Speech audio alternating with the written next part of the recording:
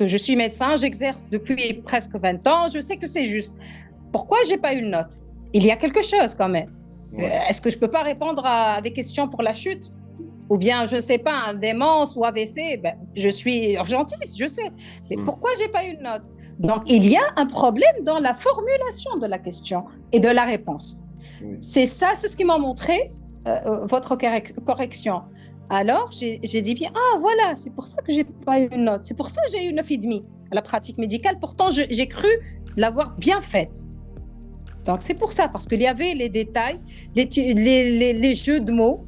Et je me rappelle, voilà, je me rappelle dans une formation, vous avez bien dit, écoutez, les jurys n'ont pas le temps pour lire. Ouais. Ils vont chercher que les mots-clés.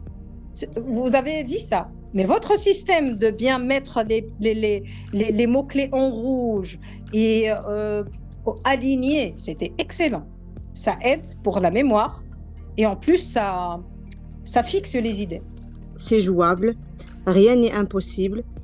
Je devais faire confiance en moi et commencer à travailler le plus tôt possible, vu mes conditions, que je pouvais pas travailler plus que 4-5 heures par jour. C'était un rythme régulier, 4-5 heures par jour. Je travaillais peu, mais une révision de qualité. Oui, je l'ai passé l'année dernière. J'ai accouché au mois de février. J'ai commencé les révisions au mois de juin. Donc, j'ai fait uniquement votre formation. Je n'ai pas cherché ni recommandations HAS, ni rien de tout.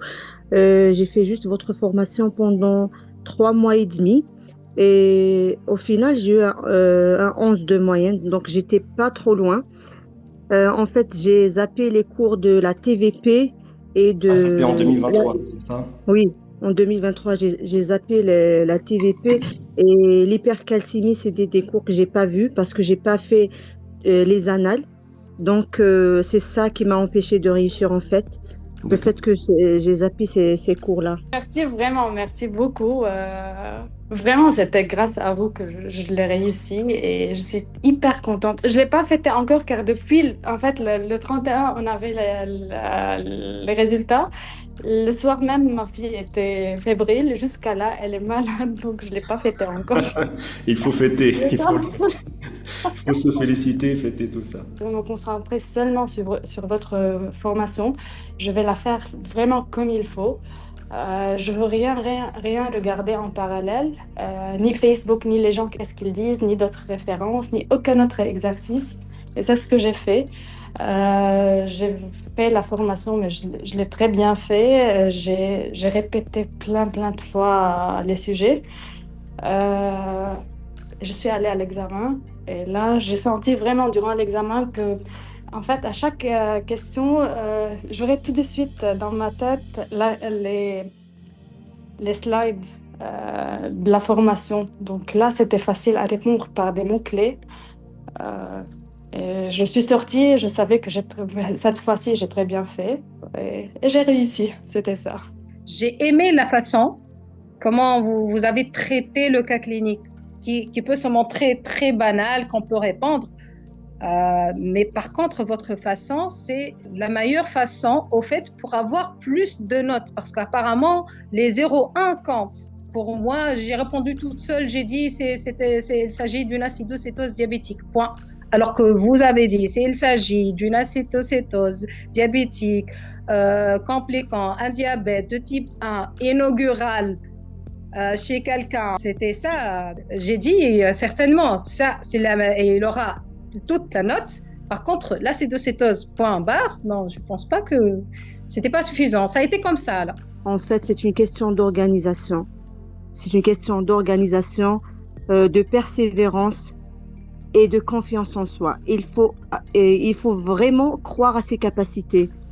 Parce que moi, la première fois, j'avais pas cru en mes capacités. Je me suis dit que oh, je vais juste le passer, mais je pense pas que je vais l'avoir. Je m'imaginais que c'était vraiment quelque chose de très difficile, donc je me limitais. Bon, pour moi, avant, parce que au fait, j'ai passé en 2021, j'étais à 0,04 points de la dernière note retenue. Je ne vous connaissais pas à l'époque. Il y a des trucs peut-être que vous dites oralement, c'est ça qui tient, hein? Ouais. Vous dites attention, il ne faut pas dire comme ça, il faut bien dire comme ça. Mais c'est ça c'est ce que j'aurais retenu au fait. Je vous félicite pour ça, franchement. Cette année, j'ai vu les mises à jour, c'était tellement, il y avait tout dedans. Il y avait tout. Et ça qui est super. Hein. D'ailleurs, je l'ai mis dans l'examen pour le BCG. J'ai bien mis votre paragraphe. Le BCG n'est pas obligatoire en France. Par contre, il est recommandé pour tout habitant à Paris. Et l'autre, c'est l'outre-mer. Et ou bien un parent ayant, je ne sais pas, séjourné.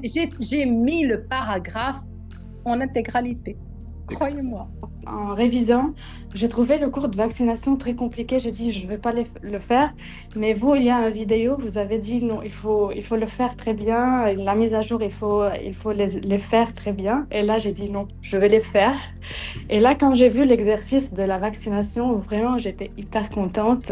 C'était vraiment grâce à vous que j'ai révisé ça. Bon courage à vous, hein. Vraiment, vous faites un travail extraordinaire. Hein.